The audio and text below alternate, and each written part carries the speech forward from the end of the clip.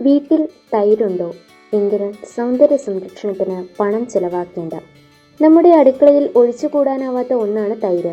ഒരു ഭക്ഷ്യോൽപ്പന്നം എന്നതുപോലെ തൈര് ഒരു സൗന്ദര്യ സംരക്ഷണോപാധിയുമാണ്. കാച്ചി തണുപ്പിച്ച പാലിൽ അല്പം തൈര് ചേർത്ത് 12 മണിക്കൂർ സൂക്ഷിച്ചാൽ പുളിച്ചു കിട്ടും. ഉറയിൽ അടങ്ങിയിരിക്കുന്ന ലാക്ടോബാസിലസ് എന്ന ഇനം ബാക്ടീരിയകൾ വളരെ വേഗം പെരുകുകയും പാലിന് സ്വാഭാവിക മധുരം നൽകുന്ന പഞ്ചസാരയായ ലാക്ടോസിനെ ലാക്റ്റിക് ആസിഡാക്കി മാറ്റുന്നു.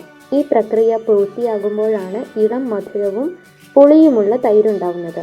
പാലിലുള്ള വൈറ്റമിനുകളും കാൽസ്യവും കൊഴുപ്പും നഷ്ടപ്പെടാത്തതുകൊണ്ട് തൈരും പ്രോട്ടീനും വൈറ്റമിനും കൊണ്ട് സമ്പുഷ്ടമാണ്. നിത്യവും ഭക്ഷണത്തിൽ തൈര് ഉൾപ്പെടുത്തിയാൽ ചർമ്മത്തിന് തിളക്കവും മൃദുത്വവും ഉണ്ടാകുന്നു.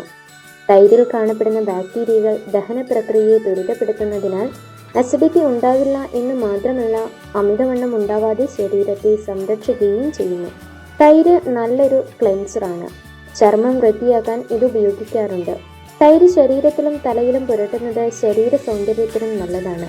തൈരും കടലമാവും തുല്യ അളവിലെടുത്ത് യോജിപ്പിച്ച് മുഖത്ത് പുരട്ടി 15 മിനിറ്റിന് ശേഷം കഴുകിക്കളയുന്നത് മുഖക്കുരു മാറുവാനും മുഖത്തെ ചുളിവുകൾ കുറയുവാനും സഹായിക്കുന്നു. തൈരും തക്കാളി നീരും യോജിപ്പിച്ച് ലേപനം ചെയ്താൽ മുഖകാന്തിയും മൃദുത്വവും വർദ്ധിക്കും. ഒരു പകുതി ചെറുനാരങ്ങയുടെ നീരും 50 ഗ്രാം തൈരും യോജിപ്പിച്ച് മുഖത്ത് പുരട്ടി 5 മിനിറ്റിന് ശേഷം ഒരു ഫ്ലാനൽ ഉപയോഗിച്ച് തുടച്ചെടുക്കുക. പിന്നീട് ഒരു ഉണങ്ങിയ ടവൽ കൊണ്ട് തുടയ്ക്കുക. തുടർന്ന് സോപ്പ് ഉപയോഗിക്കാതെ തണുത്ത വെള്ളത്തിൽ കഴുകിയാൽ മുഖത്തിന്റെ ഇരുണ്ട നിറം മാറിക്കിട്ടും. ഒരു ഷാമ്പുവായും തൈര് ഉപയോഗിക്കാം. 1/2 കപ്പ് ശുദ്ധമായ തൈര് വിരൽ തുമ്പുകൾ കൊണ്ട് തലയോട്ടിയിൽ തേച്ച് പിടിപ്പിക്കുക.